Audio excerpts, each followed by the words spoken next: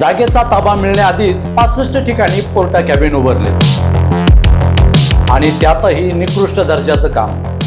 पिंपरी चिंचवड महानगरपालिकेच्या वैद्यकीय विभागावरती आता गंभीर प्रश्नचिन्ह निर्माण झालंय। नमस्कार, मी गणेश मोरे, आपण पाहताय सिटी प्लस मराठी।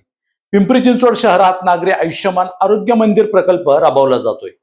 शासनाच्या 15व्या वित्त आयोगामार्फत शहरात मोठ्या प्रमाणावरती नागरी आरोग्य वर्धिनी केंद्र उभारण्याचं काम सुरू आहे।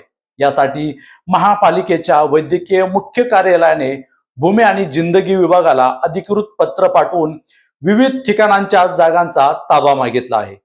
मात्र धक्कादायक बाब म्हणजे जागेचा अधिकृत ताबा मिळण्याआधीच शहरातील जवळपास 65 ठिकाणी पोर्टा कॅबिन उभारण्यात आले आहेत।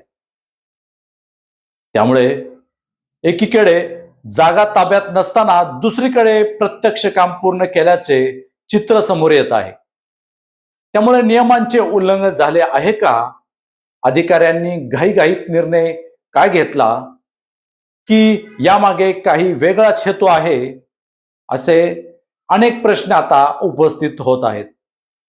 यात आणखी एक गंभीर बाब म्हणजे या पोर्टा कॅबिनचे काम अत्यंत निकृष्ट दर्जाचं झाल्याच्या तक्रारी नागरिकांकडून केल्या जात आहेत।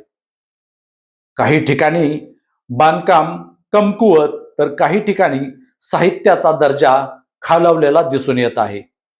यामुळे सार्वजनिक निधीचा अपव्यय झालाय का? हा मोठा प्रश्न आता नागरिक विचारत आहेत। जर काम चांगल्या हेतूने केलं असेल तर नियम का पाळले नाहीत, आणि जर इतक्या घाईत काम केलं तर मात्र दर्जा इतका खराब का? असे सवाल आता शहरात चर्चेत आहेत। या संपूर्ण प्रकरणामुळे पिंपरी चिंचवड महानगरपालिकेच्या वैद्यकीय विभागाच्या कामकाजावरती मोठा प्रश्नचिन्ह निर्माण झालंय। नागरिकांकडून आता या कामाची सखोल चौकशी आणि उच्चस्तरीय चौकशी करण्याची जोरदार मागणी होत आहे। तसेच या प्रकरणात दोषी आढळणाऱ्या अधिकाऱ्यांवरती कडक कारवाई करण्यात यावी अशी मागणी देखील होत आहे।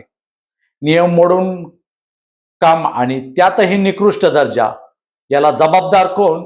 आयुक्त या प्रकरणाची चौकशी करून कारवाई करणार का, की हे प्रकरण दडपलं जाणार?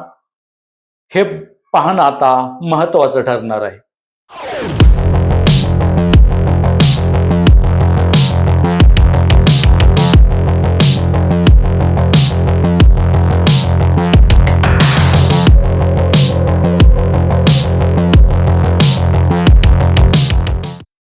अशाच नवनवीन बातम्यांसाठी सिटी प्लस मराठी चॅनलला सबस्क्राईब करा। धन्यवाद।